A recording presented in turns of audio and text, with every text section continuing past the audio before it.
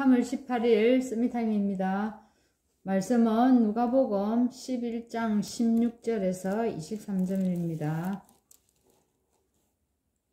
또 더러는 예수를 시험하여 하늘로부터 오는 표적을 구하니 예수께서 그들의 생각을 아시고 이르시되 스스로 분쟁하는 나라마다 항폐하여지며 스스로 분쟁하는 집은 무너지리라.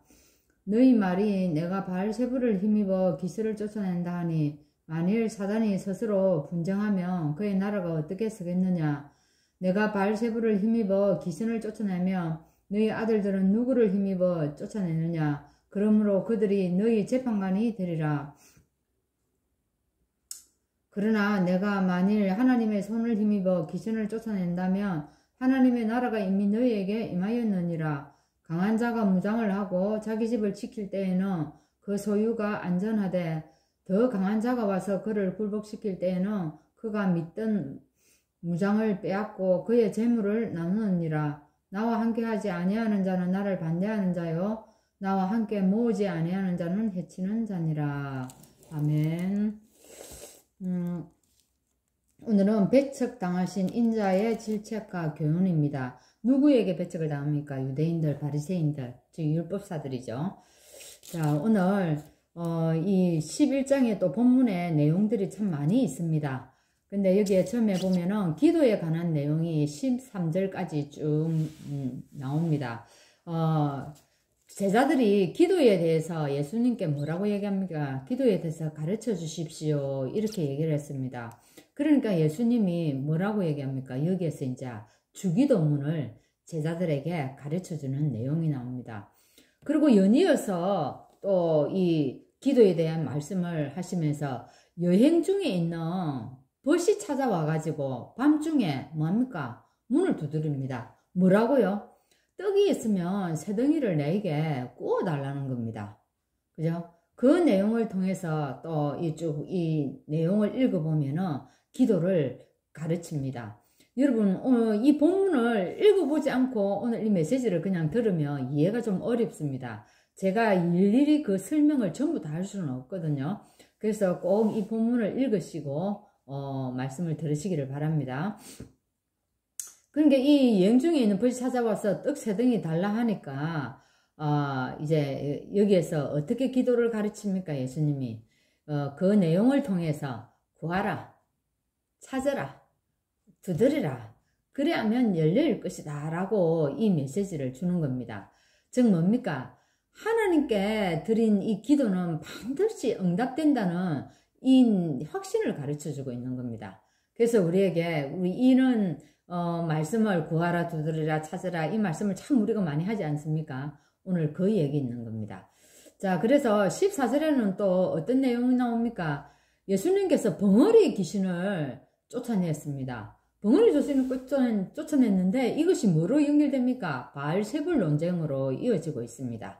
예수님이 쫓아냈는데 이 귀신을 힘입었냐, 하나님을 힘입었냐 이러면서 이제 이렇게 논쟁을 하는데 예수님이 이렇게 말씀하시죠. 사단이 아무리 강할지라도 예수님이 사단의 계계를 이긴다는 겁니다. 그래 이겨서 그 사단이 가지고 있는 소유를 다 빼앗아 가지고 하나님의 백성들에게 나누어 준다는 이 말씀을 하시면서 사단이 이제 하나님의 아들, 그죠? 예수에 의해서 도리어 어떻게 된다고요? 약탈을 당하게 됩니다. 그리고 결국 그 사단이 파멸되고 결국에 하나님 나라가 임하게 될 것을 말씀을 하고 있습니다. 여기에서. 그러면서 23절에 뭐라고 얘기합니까? 23절에 보면은 나와 함께하지 아니하는 자는 나를 반대하는 자요 나와 함께 모으지 아니하는 자는 해치는 자라고 얘기합니다. 이 말은 여기에서 무엇을 염두에 두고 하는 얘기입니까? 영적 싸움을 염두에 두고 하는 겁니다. 그래서 영적 싸움 하는 데서는 중립지대가 없다는 얘기입니다. 분명히 어느 한편에 서야 하는 것을 가르쳐 준다는 겁니다. 그죠? 내가 사단의 쪽이냐 아니면 하나님 쪽이냐 이거를 분명히 해라는 얘기입니다. 그리고 쭉 그 다음에 이렇게 가보면 29절에 말씀을 보면은 또 뭐 오늘 읽은 29절 표적을 구하는 악한 세대를 향해서 이제 얘기하는 부분이 나옵니다. 여러분 이 사복음서를 읽으면서 표적을 많이 구했죠. 그죠? 바리새인들이 진짜 표적을 구하는 게 아니라 그걸 통해 또 티끌을 잡기를 원하고 책 잡기를 원해서 자꾸만 예수님에게 이렇게 도전하는 겁니다. 이 표적을 구하는 악한 새들을 향해서 오늘 두 가지 예문을 제시합니다. 그죠? 31절에 보면은요, 누구를 들어서 얘기합니까? 남방여왕이 일어나서 이 세대 사람을 정죄하리니 하면서 얘기합니다. 솔로몬의 죄를 들으려고 땅끝에서 온 남방여왕이 있었습니다. 이 얘기를 통해서 하나님이, 예수님이 말씀을 하나 하시고, 이 내용을 통해서 어떤 예시를 얘기합니까? 솔로몬보다 더 위대한 예수님과 함께 너희들이 살고 있으면서도, 그죠? 그의 말을 들으려 하지 않느냐. 그 얘기입니다. 너희들은 솔로몬을 이 지혜를 듣기 위해서 저 멀리서 남방에 여왕이 왔는데, 너희들은 솔로몬보다 더 위대한 예수님과 살고 있지 않느냐. 근데 어찌하여 이 예수님의 말을 들으려 안 하느냐. 이 말이에요. 그러면서 이 유대인들의 완악함을 딱 하나님이 지적하고 있는 겁니다. 그리고 그 다음에는 누구를 얘기합니까? 니느웨의 사람들이 어쨌습니까? 선지자의 말을 듣고 회개하지 않습니까? 이것을 통해서도 하나님의 동일한 얘기를 지금 말씀하고 있는 겁니다.